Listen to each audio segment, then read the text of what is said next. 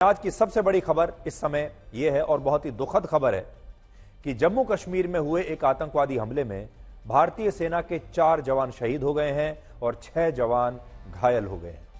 यह हमला जम्मू के कठुआ में उस समय हुआ जब सेना की एक टुकड़ी सर्च ऑपरेशन के लिए जा रही थी, लेकिन इसी दौरान आतंकवादियों ने 2 तरफ से सेना के ट्रक को घेर लिया और उस पर गोलीबारी शुरू कर दी।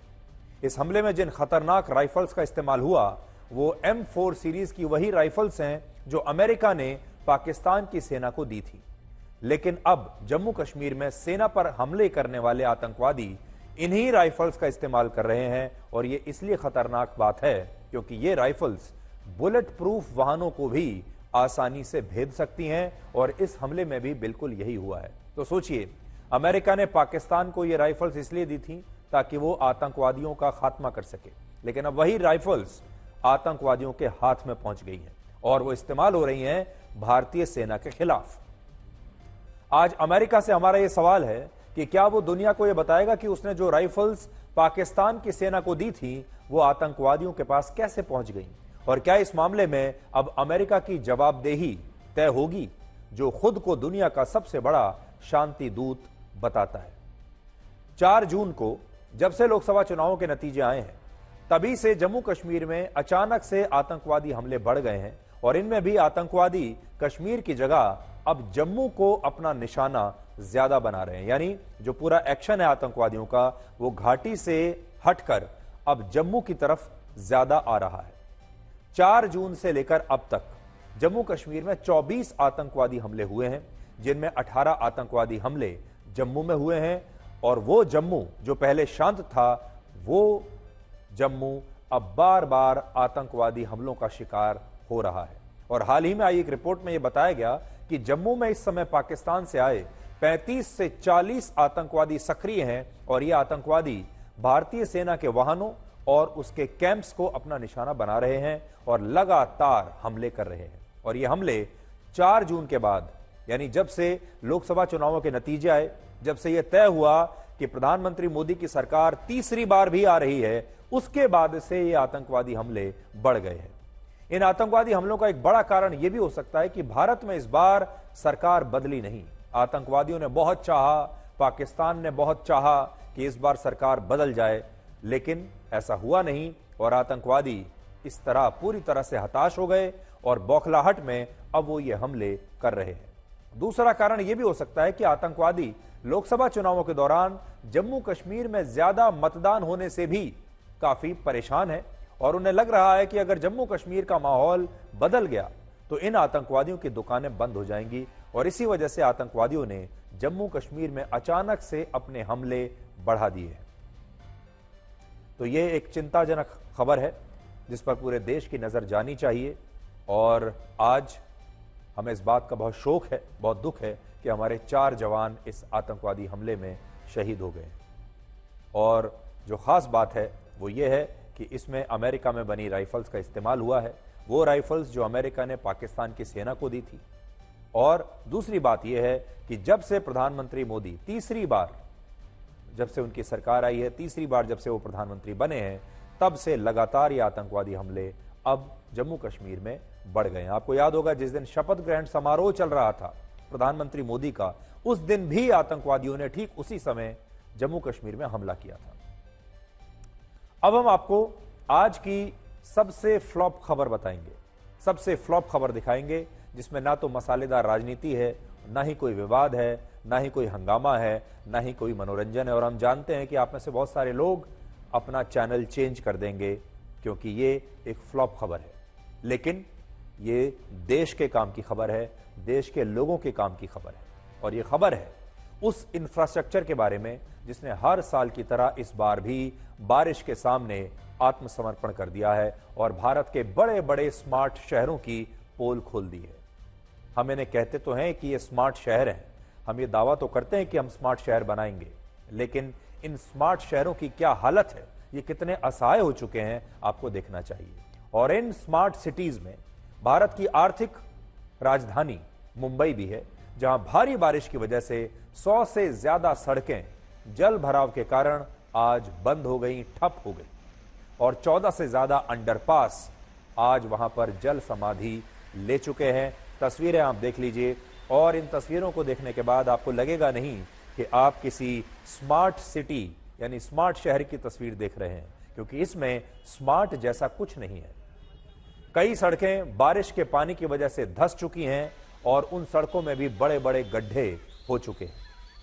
ये भारत की फाइनेंशियल कैपिटल है, आर्थिक राजधानी जिसे हम कहते हैं। ये वो शहर है जहां सबसे ज्यादा अरबपति लोग रहते हैं और रेलवे ट्रैक्स पर इतना पानी भरा हुआ है कि वहां ट्रेन नहीं बल्कि अब नाव चलाई जा सकती हैं। और इस जल भराव के कारण मुंबई डिवीजन की बहुत सारी ट्रेन रद्द हुई, जबकि लो विजिबिलिटी के कारण 50 से ज्यादा फ्लाइट्स को भी रद्द कर दिया गया।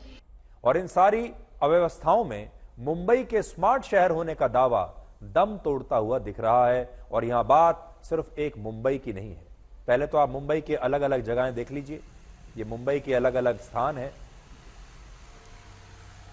नाम जरूर अलग हैं लेकिन तस्वीरें एक जैसी हैं, परेशानियां एक जैसी हैं। इंफ्रास्ट्रक्चर ने जिस तरह से दम तोड़ा है, आत्मसमर्पण किया है, वो कहानी एक जैसी है। आज मुंबई में आप ना तो रेलवे स्टेशन जा सकते हैं, ना हवाई अड्डा जा सकते हैं, ना सड़क के मार्ग से कहीं पहुंच सकते हैं। और यह है मुंबई, अरबपतियों का शहर। अब देखिए, आर्थिक राजधानी के बाद अब आपको लाते हैं देश की राजधानी दिल्ली, जहां पर सबसे शक्तिशाली लोग रहते हैं। मुंबई में तो पैसे वाले लोग रहते हैं, सबसे ज्यादा अरबपति मुंबई में रहते हैं। अभी थोड़े दिन पहले एक रिपोर्ट भी आई थी। लेकिन दिल्ली में सबसे ज्यादा शक्तिशाली लोग रहते हैं। दिल्ली में सांसद रहते हैं, सुप्रीम कोर्ट के जज रहते हैं, हाई कोर्ट के जज रहते हैं। दिल्ली में पूरी भारत सरकार रहती है। दिल्ली में बड़े बड़े मंत्री रहते हैं। और देश की राजधानी दिल्ली में भी स्मार्ट शहर का यह दावा आज शर्म से सड़क के अंदर धंस चुका है। और ये गड्ढे आपको बता रहे हैं कि दिल्ली का भी पूरा इंफ्रास्ट्रक्चर अंदर से कितना कमजोर और कितना खोखला है। लटियंस दिल्ली यानी वो इलाका जहां देश भर के सांसद रहते हैं, मंत्री रहते हैं, सुप्रीम कोर्ट के जज रहते हैं, उसे लटियंस दिल्ली कहते हैं। सबसे पॉश और शक्तिशाली इलाका है दिल्ली का। उस दिल्ली की ये वही सड़क है जो हर साल जरा सी बारिश में धंस जाती है। और इस बार भी इस सड़क ने निराश नहीं किया, इस सड़क ने धोखा नहीं दिया। हमारे कॉन्ट्रैक्टर्स, हमारे ठेकेदार, इंफ्रास्ट्रक्चर बनाने वाले लोग, सड़क बनाने वाले लोग, वो तो धोखा दे रहे हैं, लेकिन देखिए सड़क बिल्कुल धोखा नहीं दे रही। और इसमें इतना बड़ा गड्ढा हुआ कि एक मोटरसाइकिल इस गड्ढे के अंदर आराम से समा सकती है। और यहां बात सिर्फ मुंबई और दिल्ली की नहीं है, ये सड़कें अपनी कहानी आज खुद बता रही हैं। अब आप लखनऊ के विकास नगर से आई इन तस्वीरों को देखिए। जगह के नाम पर ध्यान दीजिएगा, विकास नगर, जहां का विकास हम आपको दिखा रहे हैं। सड़क के बीचों बीच 20 फीट गहरा गड्ढा विकास नगर में हो गया और विकास नगर में बेईमानी वाले विकास की पोल खुल गई। लखनऊ की यह वही सड़क है जहां पिछले साल भी इसी तरह से सड़क धंसने के बाद एक गाड़ी उसमें समा गई थी। और इस बार भी इस सड़क ने पहली बारिश में ही दम तोड़ दिया। और यहां आपको पता होना चाहिए कि लखनऊ भी भारत के स्मार्ट सिटीज यानी स्मार्ट शहरों की सूची में आता है। एक और स्मार्ट शहर देख लीजिए। ये भारत के वो 3 शहर हैं जहां पिछले 20 वर्षों में विकास के नाम पर सबसे ज्यादा पैसा खर्च हुआ है, लेकिन इसके बावजूद इन शहरों का इंफ्रास्ट्रक्चर इतना कमजोर है कि ये बारिश में पूरी तरह से आत्मसमर्पण कर देता है। तो कहानी एक ही है, चाहे मुंबई हो, चाहे दिल्ली हो, चाहे लखनऊ हो।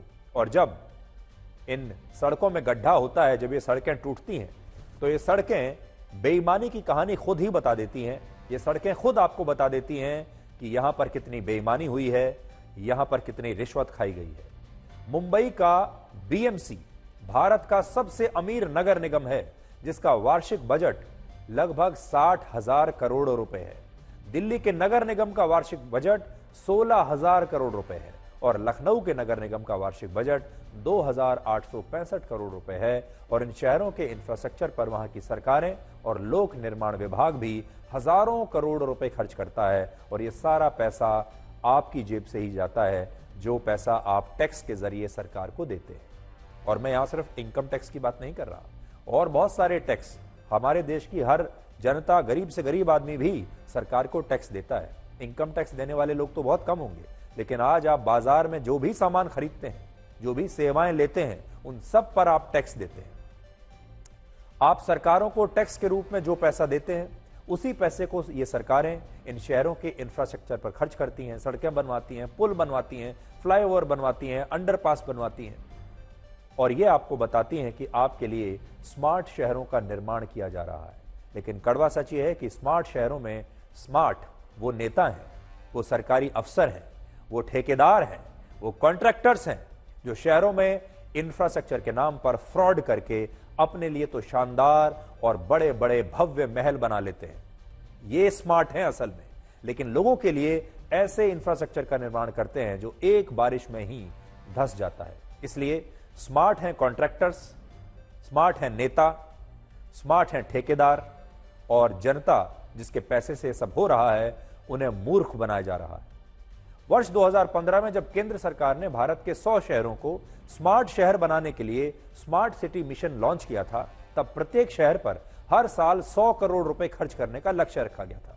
और इस मिशन के तहत वर्ष 2019 और 20 तक भारत के 100 शहरों को स्मार्ट सिटी बनाने का दावा था। लेकिन आज इन शहरों की वास्तविक स्थिति क्या है, आज आप तस्वीरों के जरिए खुद देख रहे हैं। सपना जो दिखाया गया था वो मैं आपकी स्क्रीन पर आपको दिखा रहा हूं। ये वो सपना था जो दिखाया गया था कि ऐसे होंगे हमारे स्मार्ट सिटी, और हैं कैसे वो आप यहां देख लीजिए। सरकार कहती है कि जिस शहर में 24 घंटे बिजली और पानी की आपूर्ति होती है, जहां स्वच्छता है, और जिस शहर में अच्छी और टिकाऊ सड़कें हैं, अच्छे टिकाऊ पुल हैं, अस्पताल हैं और स्कूल हैं, और लोगों के लिए सस्ते और मजबूत मकान होते हैं, और जहां पर सुशासन होता है, वो शहर स्मार्ट शहर कहलाता है। लेकिन सोचिए, क्या मुंबई, दिल्ली और लखनऊ के इंफ्रास्ट्रक्चर को देखकर कहीं से भी ऐसा लगता है कि ये भारत के स्मार्ट शहर हो सकते हैं? और भारत दुनिया का शायद इकलौता ऐसा देश होगा जहां सरकारी अफसरों को सड़क बनाने के बाद यह याद आता है कि उस सड़क के नीचे अभी एक पाइपलाइन को बिछाया जाना बाकी है। सड़क बन गई, बन चुकी, अब याद आ रहा है कि इसके नीचे तो एक पाइपलाइन बिछानी थी। भारत में हर साल जितनी भी सड़कों का निर्माण होता है, उनमें से 95% से ज्यादा सड़कें ब्लैक टॉप रोड की श्रेणी में आती हैं। अब देखिए ये क्या होता है ब्लैक टॉप रोड। इन सड़कों को आम बोलचाल की भाषा में डामर वाली सड़क या कोलतार वाली सड़क कहते हैं, जिनकी औसत उम्र 8 से 12 वर्ष के बीच होती है। मेरी बात ध्यान रखिएगा, आप भी आसपास जब किसी से बात हो तो बता सकते हैं। ये जो तारकोल की सड़क आप देखते हैं, काली सड़क जो आपके आसपास आपके शहर में भी होगी, उसकी औसत उम्र 8 से 12 वर्ष होती है। यानी इसे 8 से 12 वर्ष तक तो चलना ही चाहिए।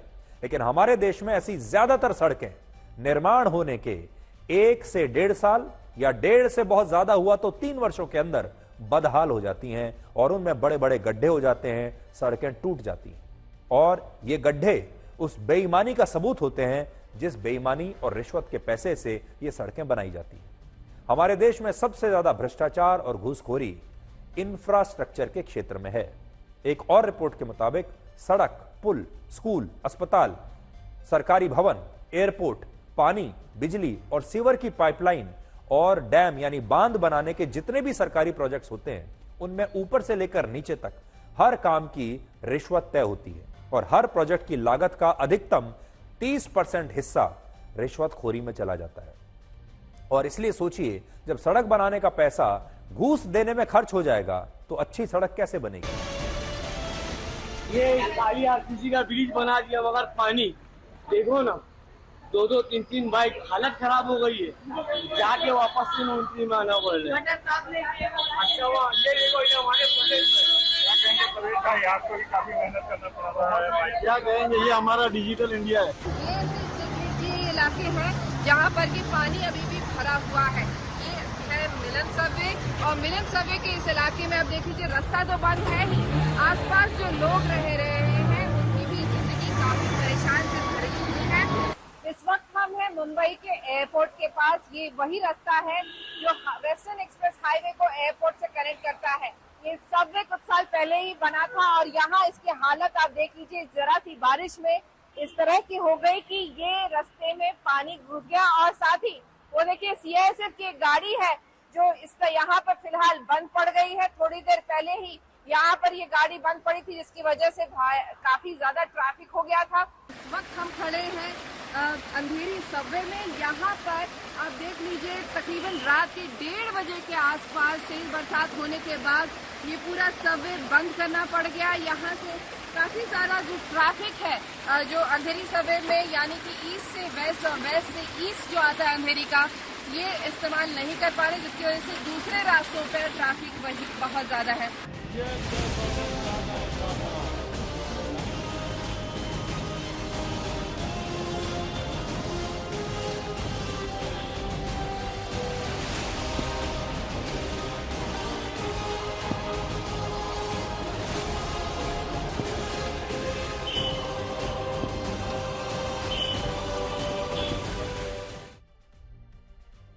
तो जैसा हमने आपको बताया, जो रिपोर्ट ये बताती है कि कोई भी इंफ्रास्ट्रक्चर का जो कॉन्ट्रैक्ट मिलता है, अगर मान लो वो 100 रुपए का है, तो उसमें से कॉन्ट्रैक्टर 30% हिस्सा रिश्वत में दे देता है, तो बाकी बचे 100 में से 70 रुपए।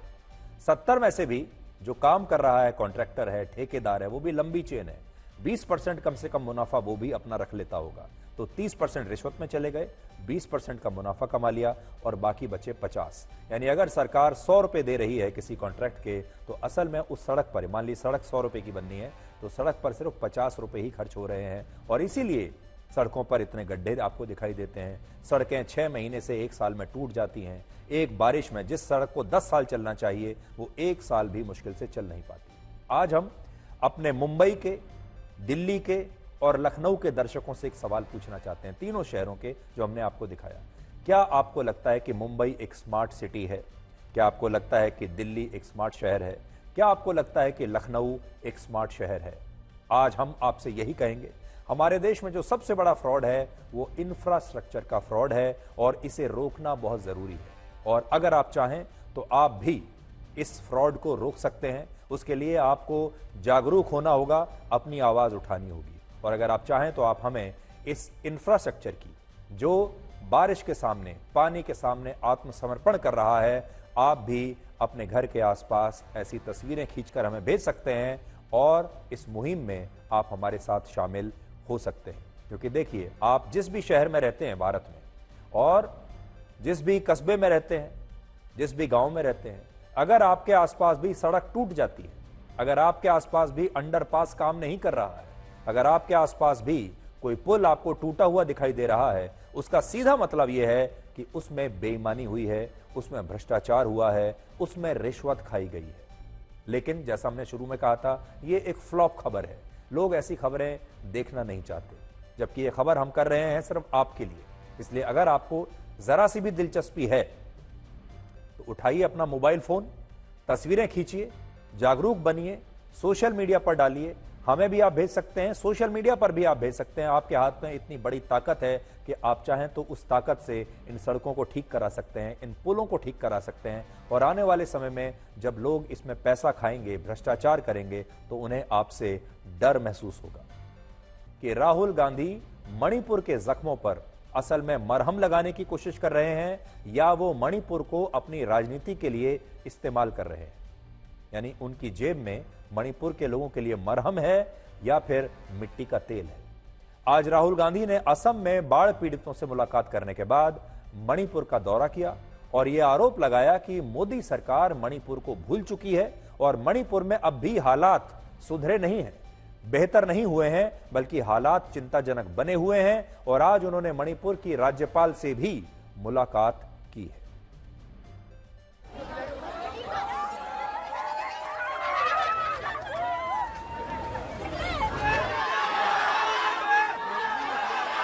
अरे हो गया ना।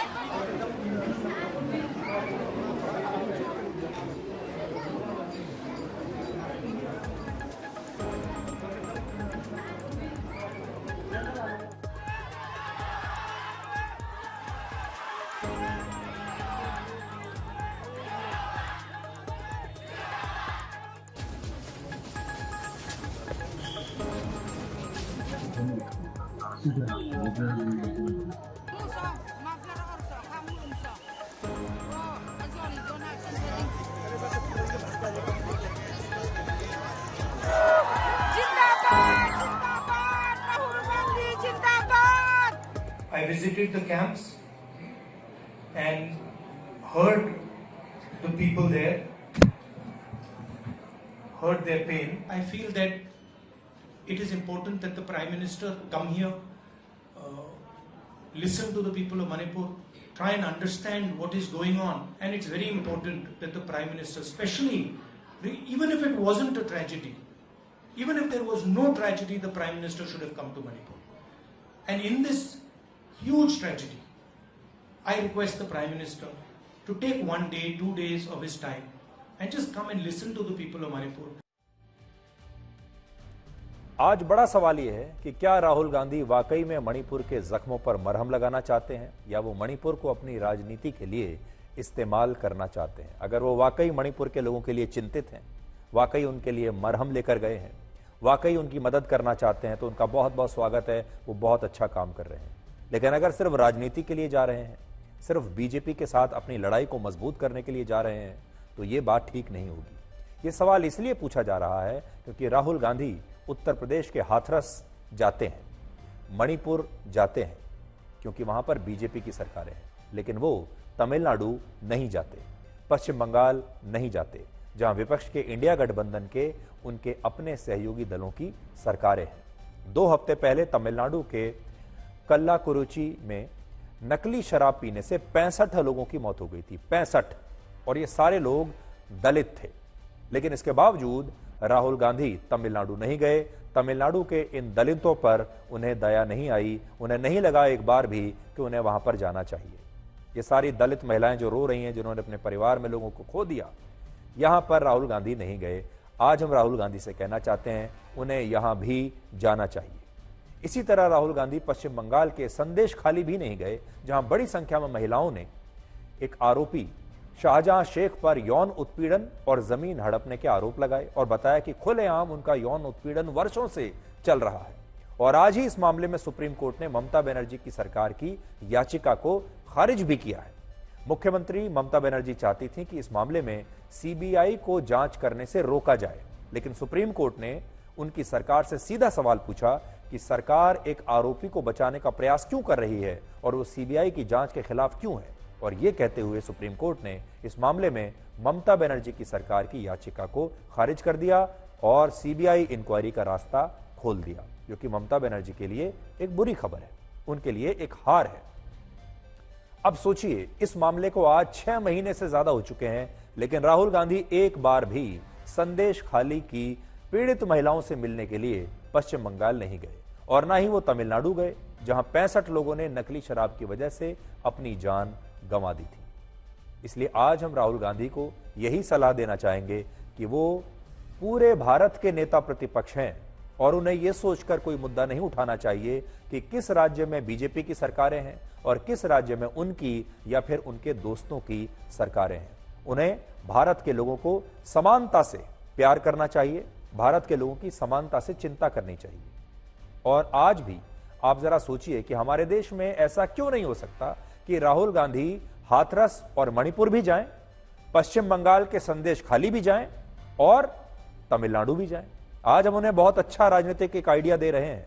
जिस दिन राहुल गांधी ने यह काम शुरू कर दिया कि वो हाथरस भी जाएंगे, वो मणिपुर भी जाएंगे, वो तमिलनाडु भी जाएंगे, वो पश्चिम बंगाल के संदेश खाली भी जाएंगे, उस दिन इस देश के लोगों का जो प्यार उन्हें मिलेगा वो शायद कल्पना भी नहीं कर सकते।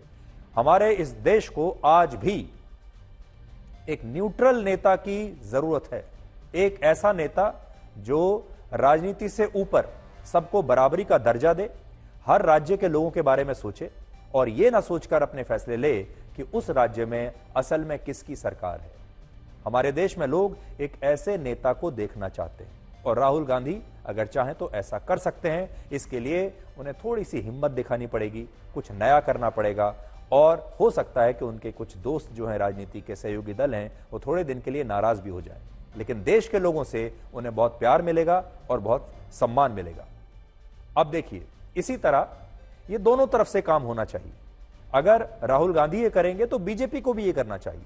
इसी तरह संदेश खाली जाने वाली बीजेपी मणिपुर जाए, मणिपुर में भी अपना डेलीगेशन भेजे। हालांकि गृह मंत्री अमित शाह मणिपुर जा चुके हैं, वहां काफी समय वो लगा चुके हैं, लेकिन विपक्ष सिर्फ यह जिद करता है कि प्रधानमंत्री मोदी वहां पर क्यों नहीं गए। और तो बीजेपी को भी हम ये कहेंगे वो जाएं, वहां के नेता बार बार मणिपुर जाएं, वहां के पीड़ित परिवारों से जरूर मिलें। आप खुद सोचिए कि ऐसी राजनीति में हमारे देश के लोगों का कितना भला होगा और हमारे देश के जो लोग हैं उन्हें कितना फायदा होगा। तो अब हमारे देश के लोगों को एक नई तरह की राजनीति की शुरुआत करनी चाहिए। हमारे देश के नेताओं को एक नई तरह की राजनीति की शुरुआत करनी चाहिए, जहां दलगत मतभेदों से ऊपर उठकर हमारे देश के बड़े नेता लोगों के बारे में सोचें, लोगों के सरोकार के बारे में सोचें। अब आपको यह बताएंगे कि क्या सुप्रीम कोर्ट नीट यूजी की परीक्षा को रद्द कर सकता है। यह सारे उन छात्रों की खबर है जो इस परीक्षा से जुड़े हुए हैं, उन परिवारों के बारे में, उन परिवारों को चिंता में डालने वाली खबर है। आज सुप्रीम कोर्ट ने पहली बार इस बात को स्वीकार कर लिया है कि नीट यूजी की परीक्षा का क्वेश्चन पेपर वाकई में लीक हुआ था। सुप्रीम कोर्ट का कहना है अगर इस पेपर लीक में कुछ छात्र शामिल थे तो इस परीक्षा को रद्द नहीं किया जाएगा, लेकिन अगर इस पेपर लीक का दायरा बड़ा है और इसमें कई राज्यों के छात्र शामिल हैं तो इस परीक्षा को रद्द करने के बारे में सोचा जा सकता है। यानी अगर कुछ छोटे मोटे लोग हैं, कम संख्या में अगर छात्र शामिल हैं तो शायद पेपर लीक ना हो, लेकिन अगर ये सबूत आते हैं कि बहुत बड़ी संख्या में बहुत सारे राज्यों में ये पेपर लीक हुआ है तो फिर इसे रद्द किया जा सकता है। और इसके लिए अदालत ने नेशनल टेस्टिंग एजेंसी और सीबीआई से एक विस्तृत रिपोर्ट मांगी है और एनटीए से 5 सवालों का जवाब तथ्यों के साथ पेश करने के लिए कहा है। क्या सवाल है? पहला सवाल, क्वेश्चन पेपर लीक हुआ कैसे, कहां लीक हुआ और परीक्षा से कितनी देर पहले क्वेश्चन पेपर लीक हुआ। दूसरा सवाल, क्वेश्चन पेपर कौन तैयार करता है, उनकी छपाई कहां होती है और इन क्वेश्चन पेपर्स को परीक्षा केंद्रों तक कैसे पहुंचाया जाता है। तीसरा, एनटीए ने इस बार की परीक्षा के लिए क्वेश्चन पेपर अलग अलग राज्यों और शहरों में किस दिन भेजे थे। चौथा, क्या साइबर विभाग यह पता लगा सकता है कि इस धांधली से पूरी परीक्षा प्रभावित हुई है या फिर कुछ अंश प्रभावित हुए हैं। और पांचवां सवाल कि सीबीआई कितने मुकदमों की जांच कर रही है और क्या सभी दोषी छात्रों की पहचान हो सकती है। यानी सीबीआई की जो जांच का दायरा है वो कितना बड़ा है, कितना विस्तृत है और क्या उसमें अब क्या आने वाला है, वो क्या अपनी स्टेटस रिपोर्ट देगी। और सुप्रीम कोर्ट का यह भी कहना है कि वो ये जानना चाहता है कि इस धांधली का दायरा कितना बड़ा है, क्योंकि उसी आधार पर यह फैसला होगा कि नीट यूजी की परीक्षा रद्द होगी या नहीं होगी। और इसी मामले में री एग्जामिनेशन की मांग करने वाले छात्रों को भी सुप्रीम कोर्ट ने अपना जवाब दायर करने के लिए कहा है और एनटीए को निर्देश दिया है कि उसे 10 जुलाई तक सारे तथ्य कोर्ट में पेश करने होंगे और फिर इन्हीं तथ्यों पर 11 जुलाई को सुप्रीम कोर्ट एक बार फिर सुनवाई करेगा, जो बहुत महत्वपूर्ण होगी। अब आपको यह बताएंगे कि अब आपको लेकर चलते हैं रशिया की राजधानी मॉस्को, जहां अब से थोड़ी देर के बाद प्रधानमंत्री मोदी की मुलाकात राष्ट्रपति व्लादिमीर पुतिन से होने वाली है। राष्ट्रपति पुतिन ने प्रधानमंत्री मोदी को एक प्राइवेट डिनर के लिए आमंत्रित किया है और इस डिनर में प्रधानमंत्री मोदी के लिए खास तौर पर गुजराती डिश बनाई गई है। और यह प्राइवेट डिनर रशिया के राष्ट्रपति आवास में नहीं, जो आधिकारिक राष्ट्रपति आवास है वहां पर नहीं, बल्कि राष्ट्रपति पुतिन के अपने प्राइवेट घर में यह डिनर होगा। और इससे आप समझ सकते हैं कि राष्ट्रपति पुतिन और प्रधानमंत्री मोदी की जो दोस्ती है वो कितनी पर्सनल है और कितनी गहरी है।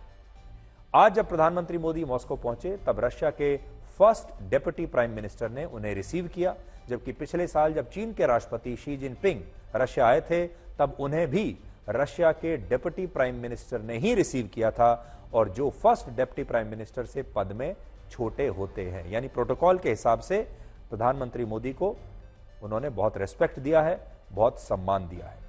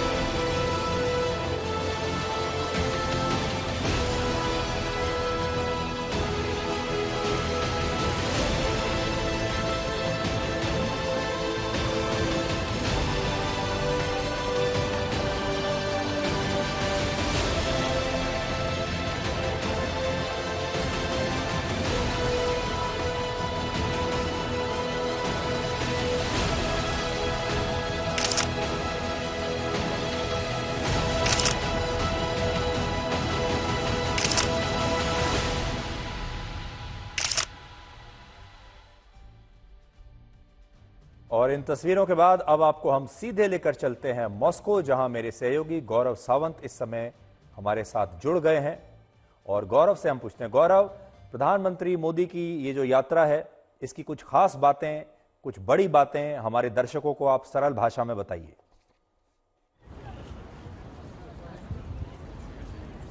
प्रधानमंत्री नरेंद्र मोदी की ये यात्रा, रूस भी इसे ऐतिहासिक बता रहा है। क्यों? क्योंकि जब वो तीसरी बार चुनकर प्रधानमंत्री बने तो पहले देश जिस यात्रा के लिए गए द्विपक्षीय बातचीत के लिए, वो रूस है। ये दोनों देशों के बीच घनिष्ठ संबंधों को दर्शाता है। ऐसी परिस्थिति में जब पश्चिमी देशों की कोशिश लगातार ये रही है सुधीर जी कि किस तरह से रूस को अलग थलग किया जाए, भारत के प्रधानमंत्री ने यह संदेश दिया है कि भारत मजबूती से अपने मित्र रूस के साथ खड़ा है। साथ ही साथ एक एक्सक्लूसिव बात मैं आपको बता दूं, प्रधानमंत्री नरेंद्र मोदी जब रूस के राष्ट्रपति व्लादिमीर पुतिन से उस औपचारिक डिनर पे बातचीत करेंगे, और ये कई घंटों तक 1-on-1 डिनर है, यानी उस डिनर में रूस के राष्ट्रपति व्लादिमीर पुतिन के डाचा में, उनके फार्म हाउस में, रूस के बिल्कुल मॉस्को के बिल्कुल बाहर वो फार्म हाउस है, डाचा है, उसमें केवल भारत के प्रधानमंत्री, रूस के राष्ट्रपति और उनके इंटरप्रेटर्स होंगे। कोई अधिकारी नहीं, कोई मंत्री नहीं, कोई डिस्टर्बेंस नहीं। तो उसमें जो बातचीत होगी वो खुलकर बातचीत होगी इन संबंधों को और आगे बढ़ाने के लिए। गौरव, मैं एक बात ये जानना चाहता था गौरव, ये जो डिनर है, ये राष्ट्रपति पुतिन का जो औपचारिक राष्ट्रपति निवास है वहां पर नहीं हो रहा, बल्कि उनके घर पर हो रहा है। जैसे हम कह सकते हैं कि उनके एक निजी घर पर, प्राइवेट घर पर हो रहा है, प्राइवेट हाउस में हो रहा है। इसका क्या मतलब लगाया जाए?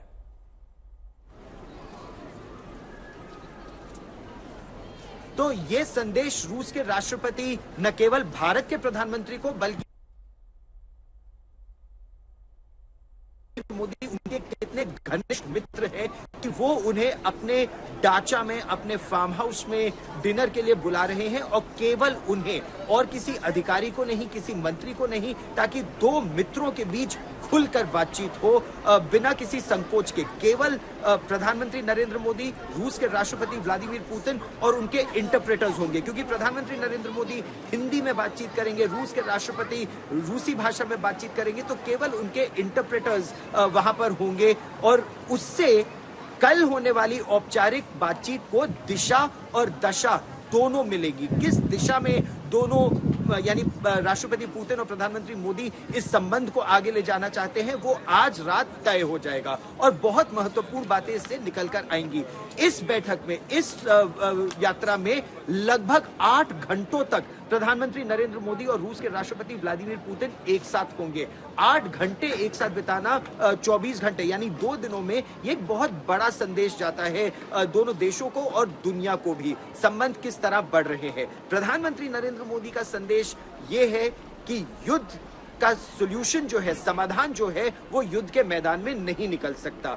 ये बहुत स्पष्ट है। तो ये समाधान केवल शांतिप्रिय तरीके से बातचीत के जरिए निकल सकता है, और न केवल भारत बल्कि जितने विकासशील देश हैं, ग्लोबल साउथ, उनकी कोशिश यही है कि बातचीत के जरिए हल निकले, ताकि जो समस्या, चाहे ईंधन की समस्या हो, फर्टिलाइजर्स की समस्या हो, खाने की समस्या हो, गेहूं और अनाज की समस्या हो, जो दुनिया को इस युद्ध की वजह से हो रही है, वो विकासशील देशों पर कम से कम असर हो। दूसरा, भारत की टॉप प्रायोरिटी है, जो लगभग 35 से 50 लोग गलती से यहां आ गए और फिर रूस ने उनको ऑपरेशंस के लिए भेज दिया यूक्रेन में, उनमें 4 की मौत हो गई, 10 तो वापस आ गए हैं। बाकी जो है करीब 25 या 35, उनको सुरक्षित भारत लाया जा सके, ये भारत की प्राथमिकता है। और इकोनॉमिक कोऑपरेशन इस बैठक का मेन एजेंडा है। अब तक डिफेंस पर फोकस रहता था, अब व्यापार, वाणिज्य और फ्यूचर टेक्नोलॉजी, डिजिटल एंगेजमेंट, ये मेन बातचीत का मुद्दा रहेगा अगले 24 घंटों में। सुधीर जी। गौरव, इस एजेंडे से हटकर आप वहां पर एक सड़क पर खड़े हुए हैं, और आप तो जानते हैं भारत और रशिया की जो दोस्ती है वो बड़ी पुरानी है। भारत की फिल्में, हिंदी गाने वहां पर देखे जाते हैं, और वहां की जनता भी भारत को अपना दोस्त समझती है। आज जब आप वहां पर गए हैं, आम जनता के साथ जो आपका एक इंटरेक्शन हुआ है, जो वहां के लोग हैं जो आपको मिले होंगे, वो आज के भारत के बारे में क्या सोचते हैं, और क्या वो दोस्ती जो पहले सड़कों पर दिखाई देती थी, क्या आज भी वो आपको दिखाई दी?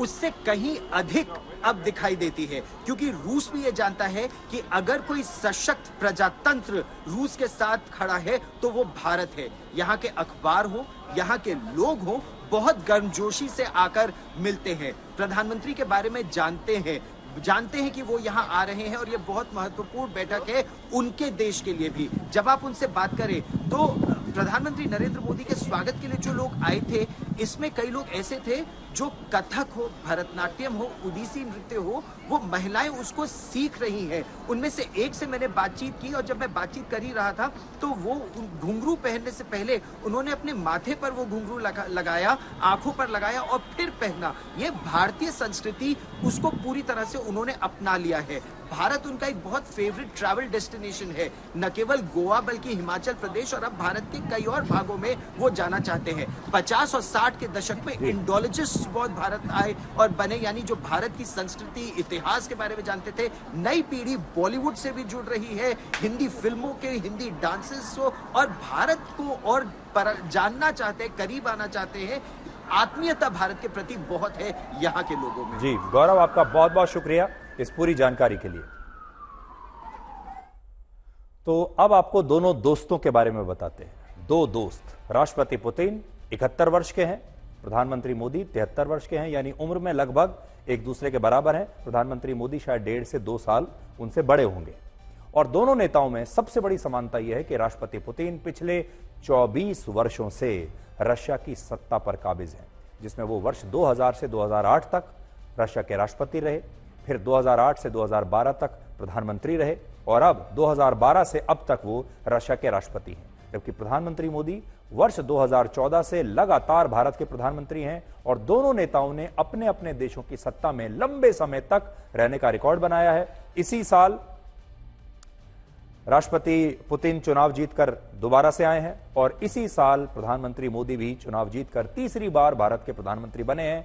ऐसे समय में ये दोनों नेता लगातार अपने देश का नेतृत्व कर रहे हैं, जहां बाकी के देशों में एक टर्म के बाद वोटर बदलाव चाहने लगते हैं, 5 साल के बाद वोटर थक जाते हैं। जहां नेताओं के लिए एक बार के प्रधानमंत्री या राष्ट्रपति बनने के बाद दोबारा प्रधानमंत्री बनना बहुत मुश्किल काम है। आप देख लीजिए, ब्रिटेन देख लीजिए, आप फ्रांस देख लीजिए, बाकी के देश देख लीजिए, आपको वहां ऐसा स्थायित्व नजर नहीं आएगा। इसलिए इन दोनों नेताओं में, इन दोनों दोस्तों में खास बात यह है, दोनों अपने अपने देशों में बहुत स्थायी हैं, स्टेबल है और लोकप्रिय है।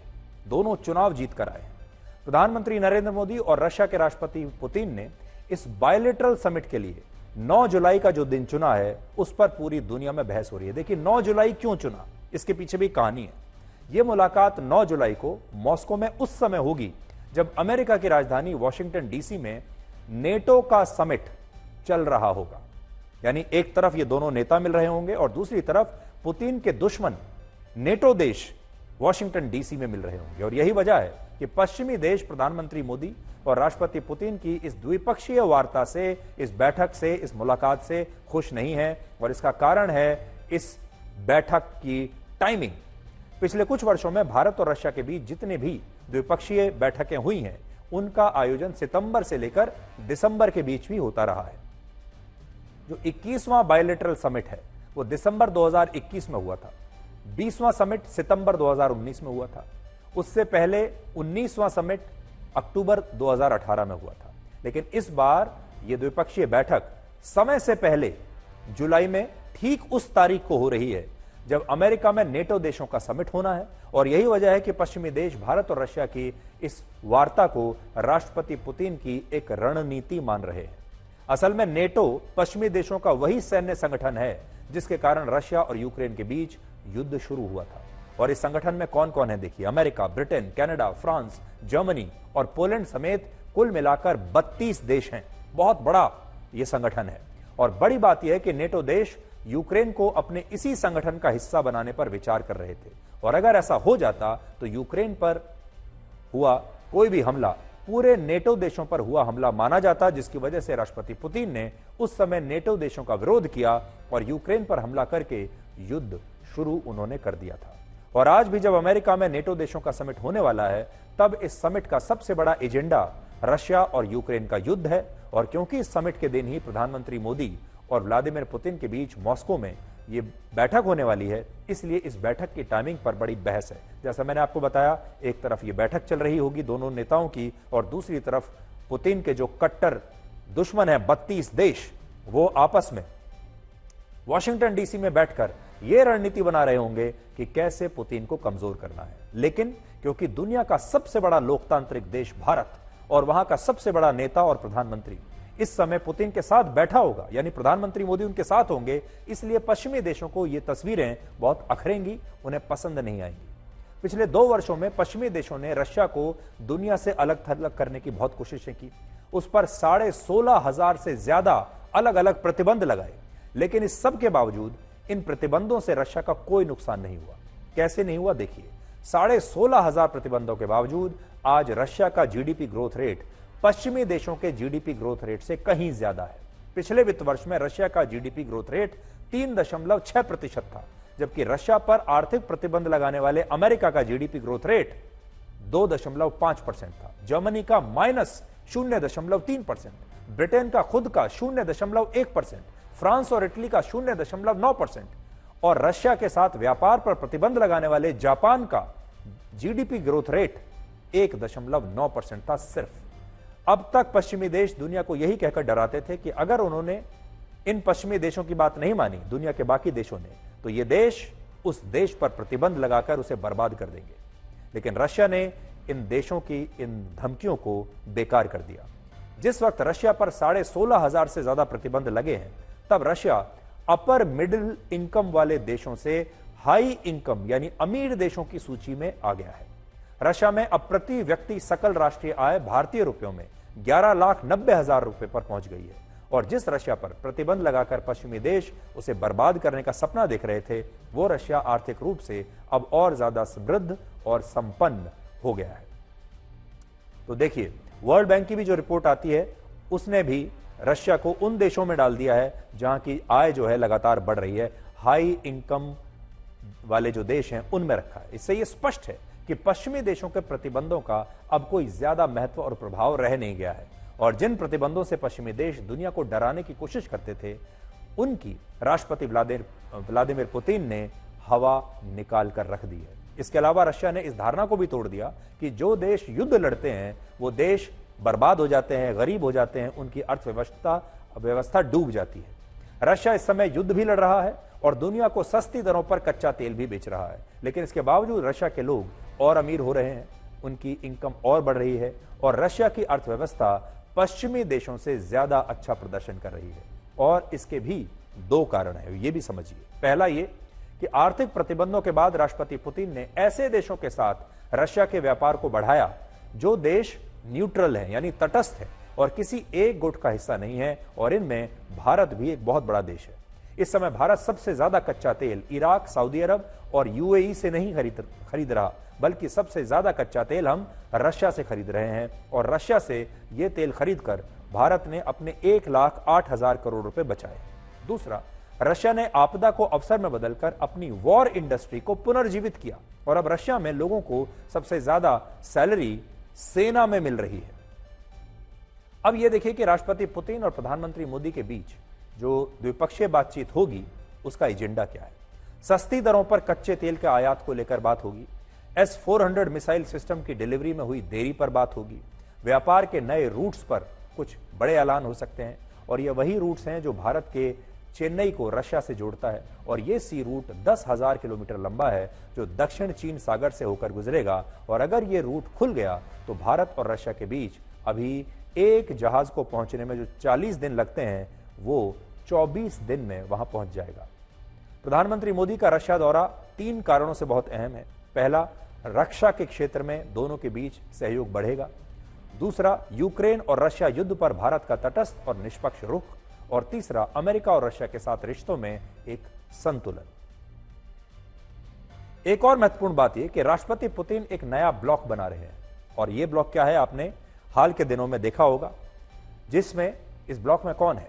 उत्तर कोरिया है, इसमें चीन है, और इन दोनों देशों को भी पश्चिमी देशों ने पहले से ही अलग थलग किया हुआ है। पश्चिमी देश इन्हें पसंद नहीं करते, लेकिन प्रधानमंत्री मोदी के साथ दोस्ती, यानी वो राष्ट्रपति पुतिन के अकेले ऐसे दोस्त हैं जिसके रिश्ते पश्चिमी देशों के साथ भी उतने ही अच्छे हैं और रशिया के साथ भी अच्छे हैं।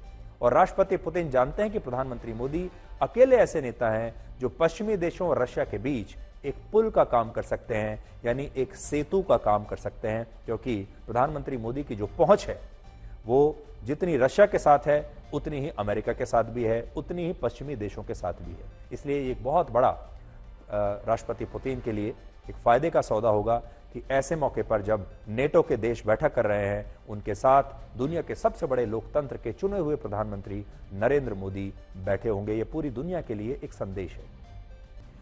अब आपको ये बताएंगे कि जो जरूरत से ज्यादा मिले उसे नसीब कहते हैं, सब कुछ हो और फिर भी रोए उसे बदनसीब कहते हैं, और जो जिंदगी में कम पाकर भी हमेशा खुश रहे उसे खुशनसीब कहते हैं।